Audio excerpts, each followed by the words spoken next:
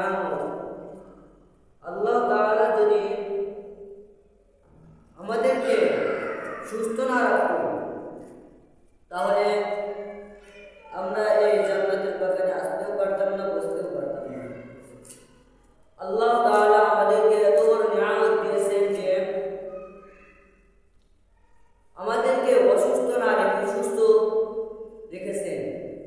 যদি আল্লাহ তাআলা আমাদেরকে অর্থ সম্পদ ধন দৌলত যদি দিত কিন্তু আমার জীবন অসুস্থ কেটে যেত, তাহলে আমি চলাফেরা করতে পারতাম না, আমি কোনো জায়গায় যেতে পারতাম না। আল্লাহ তাআলা এটা সুস্থতা হলো একটা নিয়ামত। তাই আল্লাহ তাআলার দরবারে আরেকটি বার শুকরিয়া আদায় করি, সকলে বলে আলহামদুলিল্লাহ। মূলত বিষয় হলো রমজানে রোজা কবুল হয় না কেন এবং দোয়া কবুল হয় না কেন। আল্লাহ তাআলা এবং তার রাসূল সাল্লাল্লাহু আলাইহি ওয়াসাল্লাম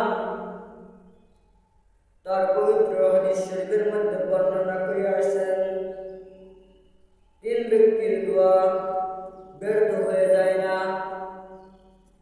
সেই তিন ব্যক্তিকে এই হাদিস শরীফেও বলেছেন হুজুর সাল্লাল্লাহু আলাইহি ওয়াসাল্লাম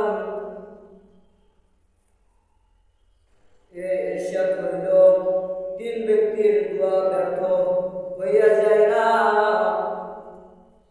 ও আমার মুসলমান আল্লাহর গোলাম, ও আমার যুবক ভাইরা, ও আমার পর্দার মা বোনেরা, একটু গভীর মনোযোগ দিয়ে শুনুন। তিন ব্যক্তির দোয়া আল্লাহ তাআলা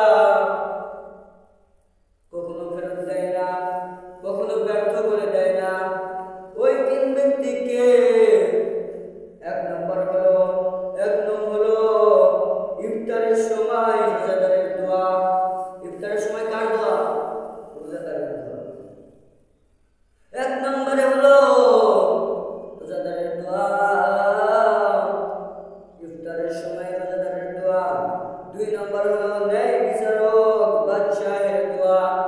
আমরা তো অনেক জায়গায় বিচার করি, আমরা মা বোনেরা বিচার করি না, কিন্তু আমার যুবক ভাইরা, মুরব্বী বাবাজিরা অনেক বিচার করে, অনেক জায়গায় বিচার করে, কিন্তু ন্যায় বিচার করে না। টাকার দিকে তাকায়, টাকা তো দুনিয়ার কিছুই নয়।